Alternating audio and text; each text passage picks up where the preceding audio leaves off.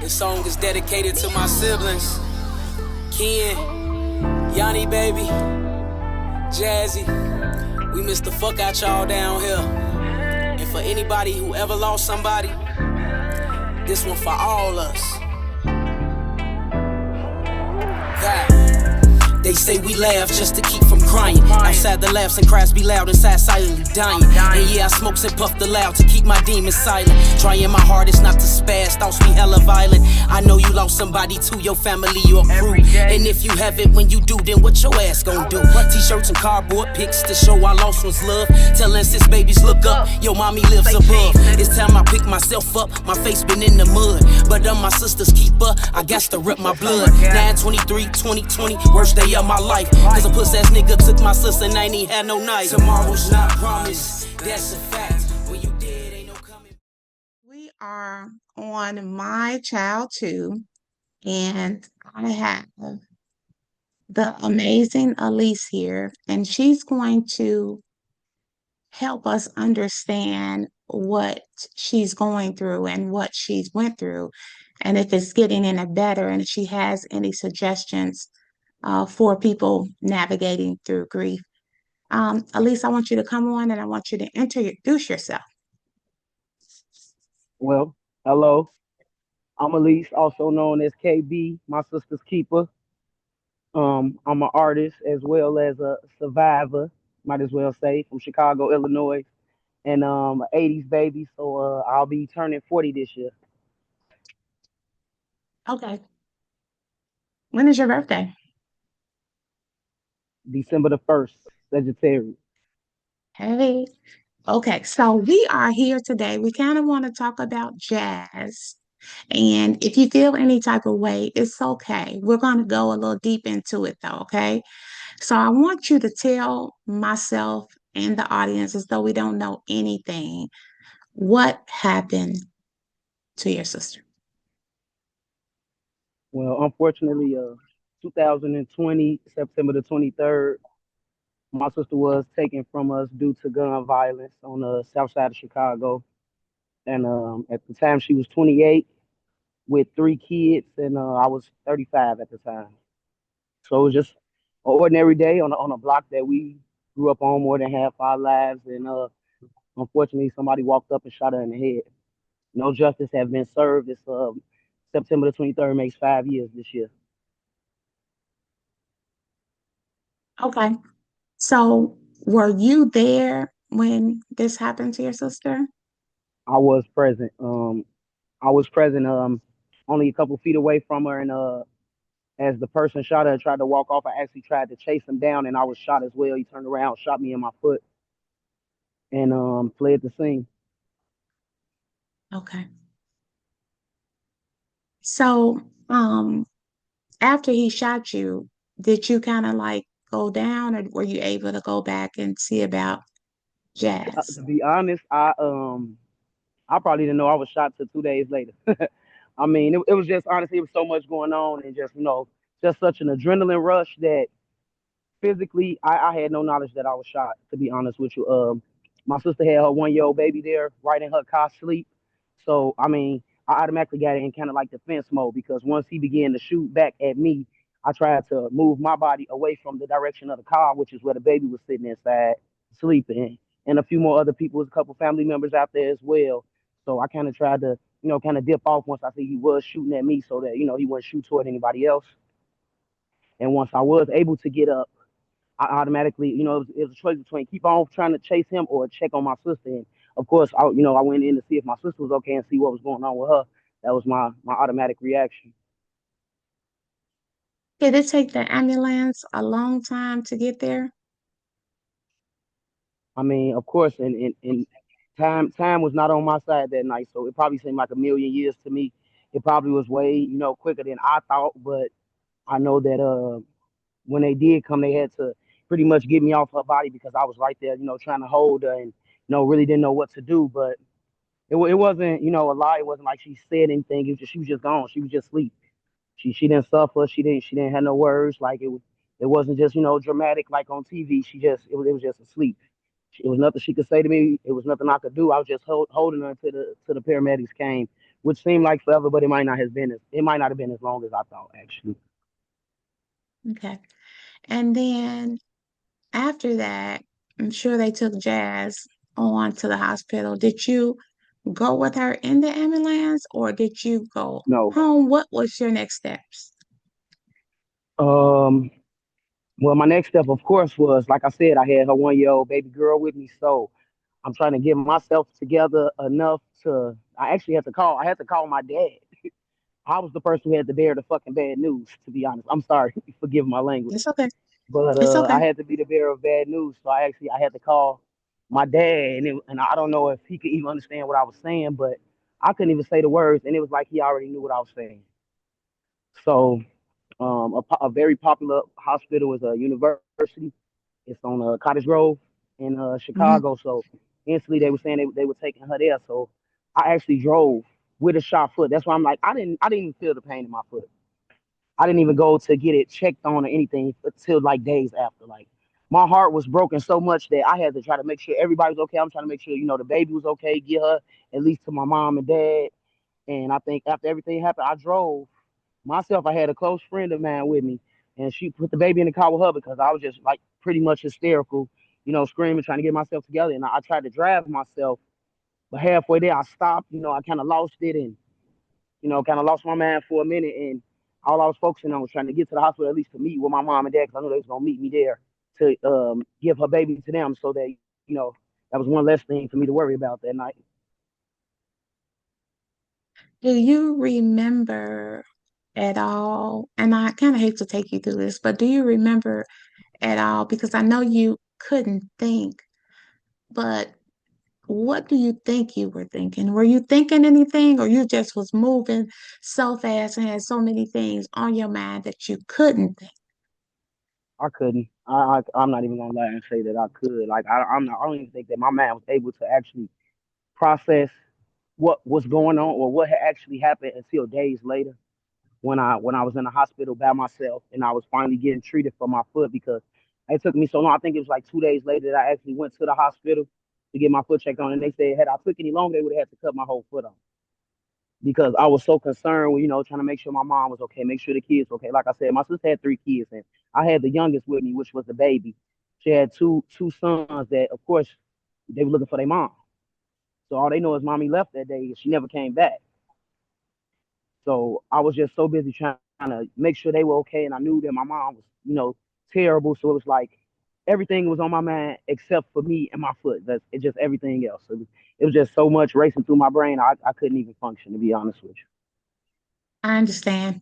So in the days after, like immediately after those few days, going up to like doing the service, getting the service ready, and things like that, were you involved in that or at all, or did your mom and your dad just take care of that part? Like I said, mentally, I wasn't there. I really couldn't tell you what they did as far as the obituary because I think more so that everybody was feeling like I was just so out of it that they didn't want to ask me a lot of stuff or really kind of include me in a lot of different things because I was there. I was there. Right. I was on the scene. I was just as traumatized. You know what I'm saying? Still in the situation. Definitely when this is a murder, that occurred, and the police never came to ask me anything. And like I said, I was shot in the process, and they never came to ask any questions to me or my parents until the day before the funeral, which was a week after the shooting. Even when I was in the hospital, I went to a hospital a little further out because I didn't trust them at the university, and it was around COVID was really heavy at that time. Like I said, it was 2020, so it was a lot going on with that too, and that no one came to ask me anything. So for the most part, I was so busy trying to deal with the fact that my sister not here, and what am I about to do now? Like, why? Like, it's just so many questions. Why? Nobody gave me any leads. We didn't have a clue. He was masked up from his face down with like just a scar. And to this day, I can remember his eyes. That's all I could see. That's the only thing he had was his eyes, and he was light skinned. So, I mean, the only thing I had to go off of was demon eyes because he looked like he was maybe drugged up or geeked up off something because his eyes, his pupils were so wide. That's the only thing I can remember. So he didn't say anything. He just came up and just, If he did say damn. anything, I didn't know because it was like I said, it was a couple people out there, so she was close to me, but we weren't right next to each other to see what maybe the conversation was. But from what I see, it was just like the loudest sound I ever heard in my life. And following that loud sound, you could just see a pow, and I just see my sister's body drop. So I'm instantly going after the person that just was next to her, and he never ran the entire time. That's how his mind was just so focused on whatever he was doing or whatever drug he was off of. He walked the entire time. Okay, so let's talk about the police a little bit. So when the police did come the day before the services, did they like do a real interview with you? Did they take you in? Did they ask you a lot of It was questions? so Were they half helpful effort. at Not at half all. effort? It was so half effort. It was effortlessly. Like the things that they told my mom, she didn't even tell me until like months later, because she was saying something about one of the detectives was saying that they went on vacation or something around the time that they got my sister's case. So that's why we it was neglected for a week. Like it was so many different stories I heard. But like I said, me personally, a person that was shot on the scene as well, I never talked to them. I never heard anything until a week before then. They were asking me questions, and I was trying to figure out what kind of answers they had for me after a whole week. Like y'all haven't been investigating anything. Y'all still asking me questions. What do y'all know? Like I was so just livid at the fact that y'all never said anything to me or even asked me anything. So how would you figure out what's going on? Y'all never asked anybody on the scene, nothing. So it was just like neglectful. They didn't try to do their best. They didn't even try to do their job, to be honest. So it was really At least sad, to be honest. are yeah, most definitely. Are you aware that less than 640, so about 40% of murders that are done in Chicago or that happens in Chicago are solved only 40%. So that leaves 60% unsolved. I'm surprised that it's even 40, to be honest with you. Because it seems like just like the way the rest of the world, even with the police, if it's not they own or somebody close to their kin or something, they don't really go as hard as they would for a person that was their own. Especially with different situations like this. It was to them it was just another black female on the south side of Chicago on the wrong in the wrong neighborhood.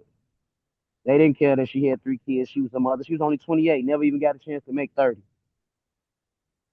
At least did this get on the news? I never saw it on the news. Never. But I want people to know that Jazz lost her life, guys, and nobody has came to even do a good report to even try to find out who this person was. And so now justice has not been served. And I know that we don't have the ability to do anything about justice. But once Alyce says this information, we're going to go into grief and to how her and her family is feeling because this just breaks my heart. It really breaks my heart that these type of things are happening in our streets and nobody sees anything, nobody does anything, nobody knows anything. And that's part of the problem as to why these things are not being solved because we don't know nothing. We don't see nothing. And I understand that when you hear gunshots, you go the other way. Yeah, me too. I go the other way. But I don't think that we do enough to try to help the families that's involved. And what we don't understand is that one day it could be our family. Like I said, my sister's name was Jasmine Clark Woodards. 28 years old, 3 kids. At the time, they were 1, 5, and 9. They are now 6, 10, and 14. I got a kindergarten graduate now and an eighth grade graduate that will never see their mother again. My sister was born July 28th, a Leo, 1991. And it's just been such a hurting thing for my family. It's nothing we can never come back from. I mean, if anything, it definitely brought us all closer because now we have to raise the kids. I mean, this is a reality. This is something that we have to do every day. We have to wake up and live this life. And her baby girl, her one and only girl, was 1 year old, so she never got to know her mother. She don't really have memories like her brothers have, and it's real hard because that's what we have to be there for, pick up the pieces. I mean, as an auntie, I mean, it's only so much I can do because she's always gonna be looking for her mother, and it's real difficult because you can tell just like nobody really cared. Even when it happens in the funerals and the family come around and after years, after a couple months, after a couple days, the calls stop. They stop checking on you, and we still got a long road to go. These kids got their whole lives, and if Yeah, anything, it makes me want to go harder because it changed my life. I had to change everything about my life. I feel like where we were at, had it not been for me even still engaging in that area that we were in, she would never have been there. So it's just a lot of different things that sometimes you just got to kind of look at it. And I know I've always been a leader of my pack, and for the most part, I just want to speak positivity. Let people know when you lose somebody that it's not the end. For me, it's her kids that's keeping me going. For somebody else, it could be something else. Between that, I found my love back for music and losing my sister. So that was another thing that brought me back a little closer to ground because I had lost it. I was suicidal. I had to go through a lot of counseling. I got counseling for the kids. It's a hard road. Black people don't believe in therapy or counseling, but trust me, it's not just for one race. It's a real hard thing, and it's not necessarily somebody looking at your life and judging it. It's just to help you look at it in different lights, different ways, different things that you may not have been able to look at. And definitely losing somebody is a hard thing. And it was so many people being there for me when I lost my sister, and these same people have lost people since then, and it's like a never-ending cycle. Yeah, it is. Let me ask you, so, when I do my research sometimes and I look at Chicago because I'm from Chicago, um, born and raised, that's my city. No matter how bad it is, that's my city. Um, do you feel like a lot of this may be from gangs, or do you just, I mean, in your mind, in your mental state, like even though you don't know what happened or why it happened? Do you give yourself a reason as to, like, do you say like, okay, it just was supposed to happen? Like, what do you do? What do you say to yourself to allow you to continue? Like, what do you tell yourself? I feel like it was different stages. There's different stages to healing or even accepting different things. So at different parts of my life, like I said, it's been 5 years now. So I mean, I think every year that at every different step, I had to tell myself something different. I had to look at it because at first I wished and hoped that it was me instead of her. You know what I'm saying? Especially when I think about my babies. Of course, I would rather them have their mother than just to have an auntie. And I really thought about it. And the strength that I have, she could have never been able to do this. Without me here, she couldn't have been able to do what I need her to do for her babies. So it made me step up, but I feel like without me being here, it would have made her step down. I don't know what kind of mother she would have been able to be if it was me instead of her. They say everything happened for a reason, which of course I still am not sure what this reason was, but it woke me up. Like life got a way of knocking you down, and it'll get you together. I mean, even if you're not a religious person, you might not believe in God or whatever you might believe in. It's something that got a little bit of higher being that kind of make you, kind of pull back. Like, hey, it can happen to anybody. If you're on a high horse, it'll take you all the way down off that horse. I mean, if you're just taking slight things for granted, just like family. We used to get into it with family. Me and my sister was like always into it. I mean, I promise you, we stayed into it. And we were 7 years apart, so I changed her diapers when I was 7. Changed all her kids' diapers, so it was like I helped raise her. That was my baby. Now I gotta raise her babies. Like it's a hard pill to swallow. Definitely is. I understand. So let's talk about you a little bit and let's just talk about this grief process. So you stated that, you go through it and all the time you have to, um iterate or reinvent yourself or give yourself a reason. So, and you talked about also going to counseling. Let's hit that little area a little bit. So when you went to counseling, it really helped you. Tell me about how long did you go? Did it was around the COVID time, I'm assuming. So did you go in office? The person that you had for counseling, were they like able, relatable to your situation? Tell me a little bit about the counseling. Well, I was blessed to have counseling, and actually, I didn't go seeking it, but I needed it so bad at the time, and I just went for a regular doctor checkup, and I didn't realize that they ask you all these dumb questions like, "How are you today? Are you sad? How often are you sad? And what are you doing? How do you on a regular basis? How much do you drink? Or how much?" And then when I answered all the questions, they were so terrible that they were almost going to put me in a psych ward because I was depressed. But they didn't know my story, so they couldn't understand what it was. And then once someone asked me, and I was like, I was just fresh losing my sister, then it all made sense to me. So first, they tried to get me to take a whole bunch of medicine because that's what they do to people. They get paid for medicine. So rather than offer me counseling right away, they offer me different medicine. Now, mind you, when they asked me all these questions, they asked me, was I an advocate drinker, which I was drinking heavily when I lost my sister. I smoked marijuana a lot, so I was already heavily smoking. And they asked me all these questions, and I told them that I was already addicted to marijuana, and I started to drink heavily after my sister passed, and they tried to prescribe me medicine. So I wasn't a dumb person. And I said, wow, hold up. I think I'm addicted to enough stuff right now. I don't think I want any medication. I'll try talking to somebody. That might work a little better for me. And they did have the option of over the phone or in person, but I just really felt like the situation that I had, it wasn't an over the phone type of thing. So when I did come in, I had to wear my mask, and do all the proper procedures. But I was blessed to have a black woman that was understanding to my situation because she also lost a sibling at a young age. So we were able to communicate with that, and I feel like it was a blessing for me to meet her.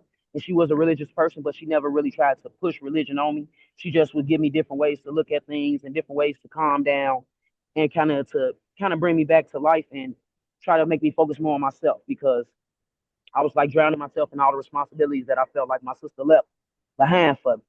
And I got to take care of my mom. I'm worried about my mom. I'm worried about the kids, and it was like I was overwhelming myself. So she just kind of gave me a minute to kind of focus, look back, and give myself a little bit more. I think I want to say time and give myself a break. I was being way too hard on myself. I definitely blamed myself for my sister's death, and maybe took me 3 years to get over that part. And it helped a lot, though. It definitely helped a lot. I really let everybody that been through this situation that I was in. I told them counseling was the way for me because I couldn't even be the person to sit here and talk to you today if I didn't have it. Okay. And so when you were going through the grief process, and even though you still are doing that process, at least, even though you had the counselor and everything, did you ever find yourself having like anxiety attacks or anything like that? Were you getting like physically, like was anything going on with you physically from the grief or Well, from the most pressure? definitely, I had anxiety really bad. That's still something that I deal with now. I was diagnosed with PTSD once I did go to my counseling, because of my situation. I mean, it's not normal. Like I said, my sister was shot in the head, which is considered a crime of passion because now I'm obsessed with murders. So I watch stuff like Snapped and, who did it, First 48. And I just look at all the pieces and I'm just so convinced that I might put the pieces together myself because nobody was ever helping me. So I look at different things like that and it's kind of like, I mean, if you don't have something to kind of keep you focused, I want to say, your mind goes crazy just like with the thought of different things. Like I said, it was a traumatizing situation for me to be right there and see everything. So I can never unsee that. But I just found a way to not let it be the first thing that plays over in my head every day. If that makes any sense. It does. It all makes sense. Tell me about the kids. So, I know that baby K don't really um know her mom, but tell me like what's their day to day? Are they in a grief state, do you think? One thing about children is you never can tell. That's why I felt like it was so important for them to have counseling because I know how messed up I was, and I'm a grown person. So for kids, it might not affect them today, or tomorrow, you know what I'm saying? But it's different ways that I wouldn't be able to tell how they being affected. So on a day-to-day basis, for the most part, because they do have family members that we show them love. If anything, we keep memories of my sister. We have pictures all around. We always have stories. We have videos that we had, with good times, with us dancing and singing, so that they can see their mama was a joyous person. She loved life. My sister loved life. She loved to be the life of the party. She loved to have fun. That was the type of person she was. She was a Leo, very high spirited, very strong, opinionated. That's why we stay arguing because if she thinks she get right about something, she's gonna go forever with it. And I think for the most part, it's not they're not in the worst state that they can be in. Like I said, because if anything, we stepped up even more. We have to make sure we got ourselves together so that we can be there for them. So I want to say that, of course, they still grieving. We all are, but we find different ways to get through it as a family, and I think do a little better and shed a little bit of light on it. Besides, sadness for the kids. How do you think your mom is doing? She has her moments. I know one of the things that she challenges with is drinking, and it came full blown when she lost my sister. So she's definitely got more of a handle on it now, but that was her way to deal with things. And as far as anxiety, I could barely get out the house. She's doing a lot better now, but my mom will never be the same, of course. And that was her baby. I was the oldest, so that's her baby. Now she got to raise her baby babies. And I know it's real. It's real difficult for my mom, but she's doing a lot better. Like I say, time helps, but it doesn't cure all, and we all have our days. She still has time. She'll wake up in the middle of the night and call me because when everything first happened, she would call me crying just more than 3 times out the night. and I would just hold the phone. Sometimes there's nothing So, I could say. so tell me about that a little bit, because I'm asking you about that part because Rocky calls me all the time, right? And she's crying, and I try to, make her laugh or make her smile. I don't know how to not say anything because I'm the mother, right? So it's like she's looking for me to help her with the answer, or I can't live without my brother, these type of things that she's saying, how I'm gonna do this. And Michi has 3 kids as well. They're older though. So what did you say to her? Did you just, like you said, you just held the phone? Was that good? Did that work? I Did mean, you just let her one cry thing it for out? certain, I get what you're saying. Like you want to be the person to have the answers, because, like you said, I don't think it's necessarily just because you was her mother that she was looking for you to have the answers, but it's the closeness of the relationship. Me and my mom have always been close. So if I could look forward to anything with her, or look, to her for anything, she always felt the same way with me. So it's like, who else she gonna call? Right. Yeah, she got a husband, but I mean, not the same. And he was going through it in such a bad way his own self that he shut himself out from all of us. Yeah. And it was like everybody's kind of dealing with their own way. And sometimes the best thing that I could do was to be on the other end of the phone just to hold it. We'll talk Yeah. sometimes, sometimes I might get a laugh, but the main thing was just making sure she felt better than she did when she called me by the time we hung up. Yeah. Sometimes we both was crying. Sometimes I couldn't say nothing. Yeah. Yeah, that's pretty much how it is for us. I try not to cry though. Um, I don't know Easier why, said than done. but yeah, in front of Snug, I try not to cry because it's like to see her cry and then I start crying and then I'm not gonna necessarily stop anytime soon. You know what I'm saying? So I don't like to put my Yeah, mamas body don't stop too quick. and my brain through that because it's like I can't. Once I start, it's very difficult for me to stop. So yeah, especially when I'm sitting there watching her go through it, because this thing right here is absolutely crazy. But I know that for sure that you don't have it all together. I get that part, but I am so proud of you. I'm proud of you for stepping up and being a great person. I'm proud of you for being a great auntie. I'm proud of you for doing your music. I'm hoping that this channel here, I want you to send me some music because we're going to add it to the podcast, guys. So you guys will be listening to Alyce music. I also want Alyce them to see your tattoo.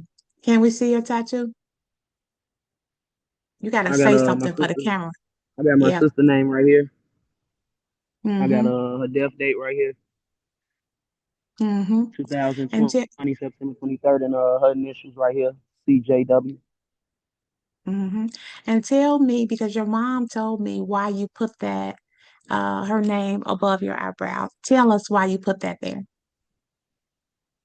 To be honest with you, when you see me, you see her. It's just self-explanatory. Some people think that's my name. They know her name before they know my name. Just come, especially when I work with the Caucasian people, they automatically think that's my name. So some people will call me her name at first, and I wouldn't even notice it. Then I'd be like, "Oh no, that's not my name." And I just want to represent her at all times. I am my sister's keeper. That's why that's my stage name. And when it comes to like certain things, like definitely with my music, it's all like inspirational, like different things that I say. I can't just really rap about violence or just out shaking your butt, or somebody shoot somebody or something, because that's my life that I live already. I'm from Chicago, so we so used to violence. That's nothing to praise. I can't have a song that's talking about nothing like that because my life is in a different direction. So anything that I say is gonna be inspirational. When it comes to my sister, that's why I say my biggest weapon is mental. When I put pad with that pencil, so instrumental is spiritual. A lyrical miracle whipped into a TT. Don't slip up, that's the key. Tat little sis name on my face. When you see me, you see we. No disguising KB. Who they want me to be. Put that passion over pain, I made my own recipe. Lost my sister to sea. Realized destiny. There was no justice for Jasmine. Sis ain't resting in peace. They say Black Lives Matter, but when do Black Lives matter? It could be your life or my life. It seems that no life matters. Mamas burying babies and babies bury their mamas. If we keep killing the future, ain't no hope left for the fathers.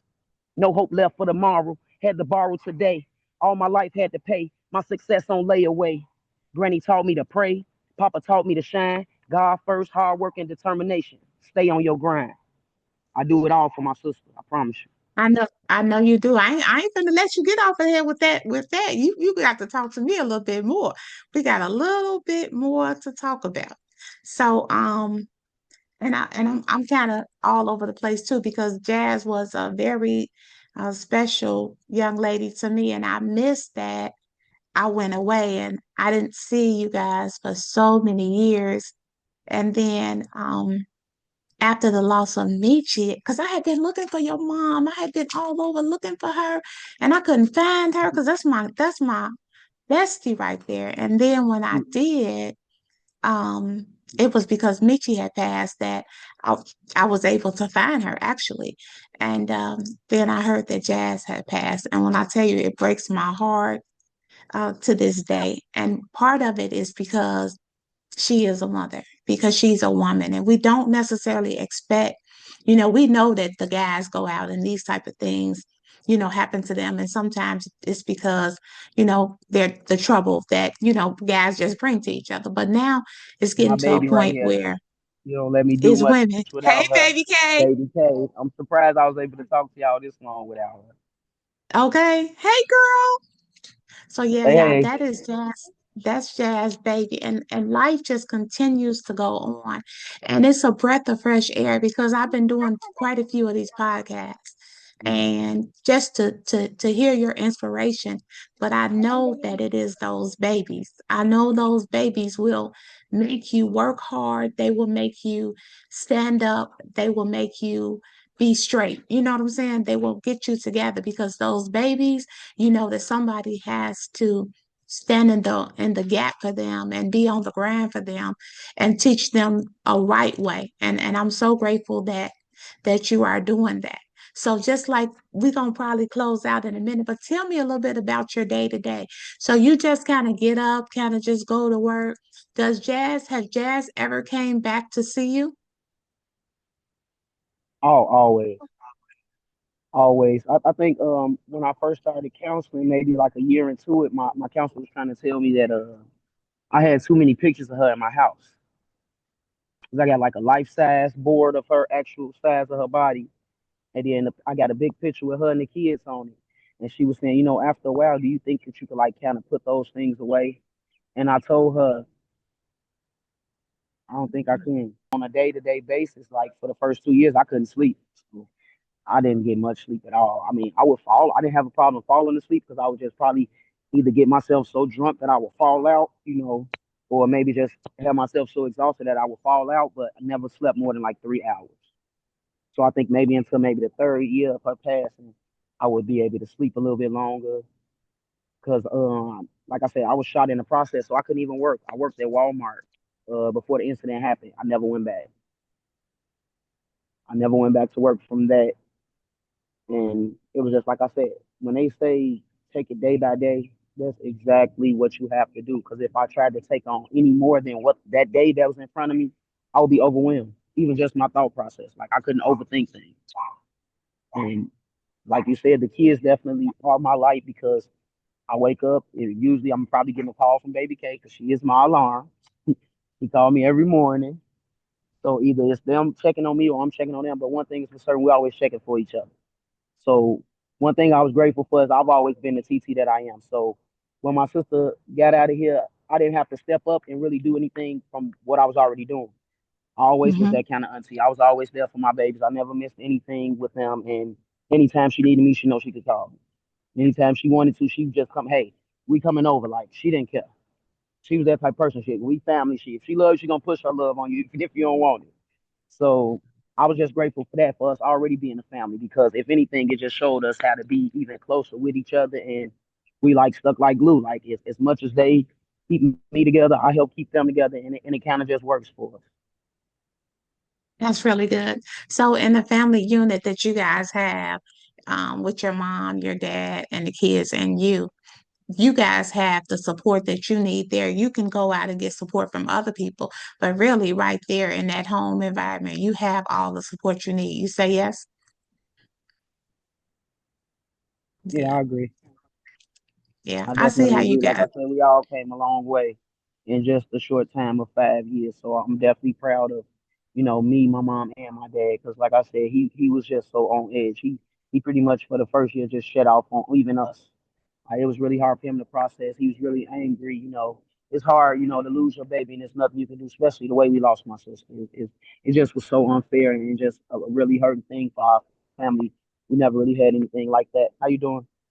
Nothing like that, to hurt our family like that. So it was real hard. Definitely, people like my grandparents, the people that we look forward to being the ones to bury, and for us to have to bury my sister, that it was a hard pill to swallow Do you go out to the cemetery a lot? all the time. Yeah, all the time. And one thing, my grandmother, she doesn't believe in that. And my sister was big on that because we had a god sister that passed away, and they actually both in the same cemetery. So she would go up there, and I remember us going up there for some of my god sister's birthday or something. And I remember the last time we went, we had all the kids, and we took a picture. And the next time we went there, we was going there for her. And That's the she crazy part about life, right? You just really don't know surreal. what tomorrow is gonna bring. It can bring some very dramatic things, but it also can bring some very happy moments and memories. And I'm sure and I'm glad that you guys have those. And I just want to ask you one other question, and I think I'm gonna let you go. If you could say something to Jazz right now, what would you say? You pranked me. You got up out of here on me, shorty. But man, I love you, and I hope I'm making you proud because you're doing the best I can. If everything in me, it belongs to your kids, mama. I got them forever. You made me a better person leaving. I know. And I'm so glad that you came to join me today. I hope that this podcast helped you to relieve some of those things that you might want to say. And before I let you go, I'm going to ask you, is there anything you would like to add to tell the people or anything that you just, want to say? You helped us a lot. I think this podcast will go a long way because it's good to see people that can live even with the pain and with the hurt and still have a reason to. So, is there anything you want to ask, sweetheart? Um, It's not easy. It's definitely not easy. Everybody got they different grieving process to go through, and not to say that even after years it'll get easier. But one thing is for certain, you can just try to be as positive as you can, and look at things in different lights. Of course, we don't have all the answers. We're gonna ask a lot of questions when things like this happen, but the main thing is to try to stay focused. It's a very dark tunnel, but it's some light at the end. If you can try to be positive, it helps a lot because being down, being depressed, staying to yourself, it's never easy. And I probably went through every stage of that. Like I said, heavy drinking, being to myself, blaming myself, so many different stages, so many different things, to think about. You overthink things, and one thing is for certain, we can never bring them back.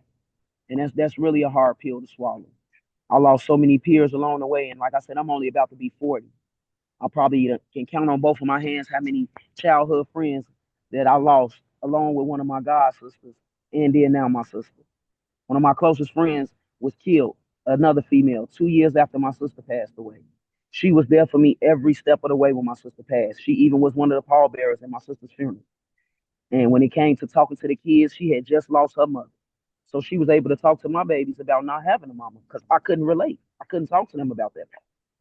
And sure enough, in 2022, we lost her due to gun violence. Shot across the street from her house. No justice served. So, if anything, I mean, I don't lost so many people. I'm kind of numb to just the thought of losing people, and it's familiar for my babies now. We didn't know anything about death when we were kids. They know way too much about it. Just living in Chicago, how you can be here one day and gone the next. But together, I mean, even if you don't have family support, it's always somebody that at least is willing to listen. If you take the time just to try to talk, holding it in, definitely not the answer. I tried that too. When it does come out, it's gonna come out the wrong way. Yeah. Well, man, it's rough out here, but we're gonna get through it. We're gonna get through it. And your story is, and it's, I don't like to even call it story, but your situation is so very different. I might want to have you back at a later time. I really appreciate you coming on and chopping it up with me about jazz and, just allowing my child too to go and be aired out and to kind of tell your story. I'm hoping that it helps you to have this opportunity, and I'm hoping that it helps others as well. I love you so much. Tomorrow's not promised, that's a fact. When you dead, ain't no coming back. I had to learn that tomorrow's not promised, that's a fact. When you dead, ain't no coming back. Come on, y'all, say tomorrow's not promised, that's a fact. When you dead, ain't no coming back. I had to learn that tomorrow's not promised, that's a fact. When you dead, ain't no coming back. Yeah, that's a heavy ass load, I carry it with stride. But I'm not gonna lie, it's hard as fuck for me to sleep at night. But through the pain, heartbreak, the struggle and the fight, I turn my darkness to light, I'm trying to make it right. Put passion over my pain, my future's looking bright. A cure and tick on my team, the situation's right. No matter what, we gon' make it and keep the family tight. I thank the Lord for my blessings before I sleep at night. Tomorrow's not promised, that's a fact. When you dead, ain't no coming back. No guarantee. Tomorrow's not promised, that's a fact. When you dead, ain't no coming back. All my people say tomorrow's not promised, that's a fact. When you dead, ain't no coming back. I had to learn that tomorrow's not promised, that's a fact.